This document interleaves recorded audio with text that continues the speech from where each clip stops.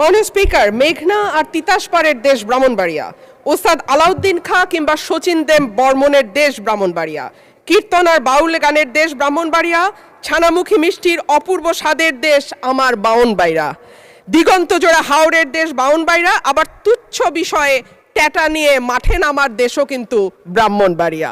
মাননীয় স্পিকার, বাংলাদেশের শিল্প সাহিত্য সংস্কৃতির রাজধানী বলা হয় ব্রাহ্মণবাড়িয়াকে। এই মাটিতে একদিকে যেমন সুর সম্রাট ওস্তাদ আলাউদ্দিন খাঁ বা শচীন দেব বর্মনের জন্ম হয়েছে, তেমনি এই মাটিতে জন্ম নিয়েছেন ধীরেন্দ্রনাথ দত্ত বা অলি আহাদের মতন সংগ্রামী চরিত্র, যাদের কল্যাণে বাংলা আজকে আমাদের রাষ্ট্রভাষার স্বীকৃতি পেয়েছে।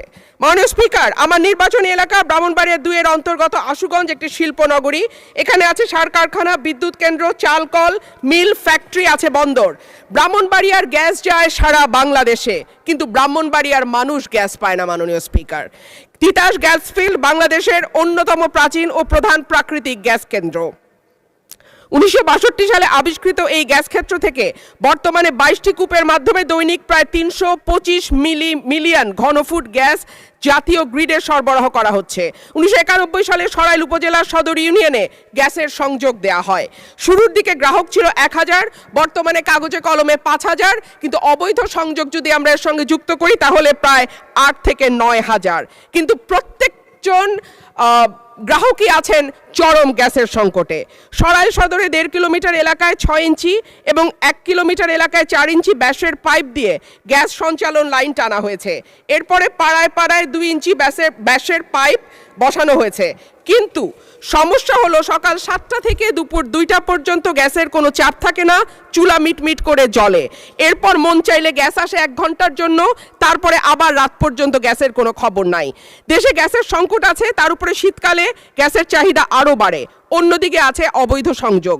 Bakhrabad gas transmission and distribution system limited Brahmanbaria কার্যালয় থেকে জানানো হয়েছে, লোকবলের অভাব সহ নানা সংকটে তাদের তদারক করা পুরোপুরি সম্ভব হচ্ছে না।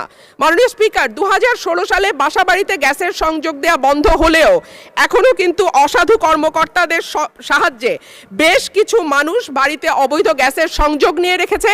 সরকার রাজস্ব বঞ্চিত হচ্ছে এবং যাদের বাড়িতে সত্যিকারের লাইন আছে তারাও গ্যাস পাচ্ছে না। শেষমেশ মাটির চুলা, এলপিজি সিলিন্ডার আর বৈদ্যুতিক চুলা ভরসা।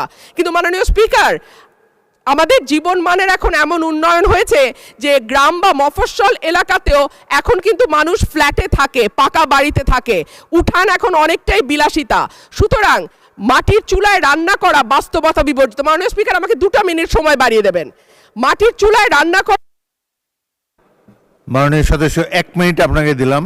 অন্যদিকে যদি আমরা এলপিজির দিকে তাকাই মাননীয় স্পিকার, 1940 টাকার সিলিন্ডার বলে বটে, তবে 2200 টাকার নিচে কোথাও সিলিন্ডার পাওয়া যায় না। আর আমরা যদি বিদ্যুতের চুলার কথা বলি তাহলে বলতে হয় ঢাকা শহরে 1-2 ঘন্টা লোডশেডিং থাকে, কিন্তু গ্রামে সেটা 14 ঘন্টা পর্যন্ত গড়ায়। সুতরাং গ্যাস ছাড়া আমাদের আসলে এই মুহূর্তে সত্যিকার অর্থে চুলা জ্বালাবার মতন জ্বালানি নেই। এবং ব্রাহ্মণবাড়িয়ার গ্যাস যেহেতু সকল দেশের অন্যান্য এলাকায় সকল এলাকায় যায়, সুতরাং আমার দাবি থাকবে আগে ব্রাহ্মণবাড়িয়ার গ্যাস ব্রাহ্মণবাড়িয়ার মানুষ পাবে, তারপরে এটি অন্য এলাকায় যাবে। মাননীয় স্পিকার, সম্প্রতি তিতাস গ্যাস ক্ষেত্রের 31 নম্বর একটা কূপ খনন হচ্ছে, যেখান থেকে দৈনিক 9 মিলিয়ন ঘনফুট গ্যাস পাওয়া যাবে বলে শোনা যাচ্ছে। আমি আশা করব এই নতুন যে কূপ 31 নম্বর কূপ যেটা তিতাস গ্যাস ফিল্ডে খোঁড়া হচ্ছে, সেই গ্যাস আগে ব্রাহ্মণবাড়িয়ার মানুষ পাবে, তারপরে এই গ্যাস। ধন্যবাদ মাননীয় সদস্য।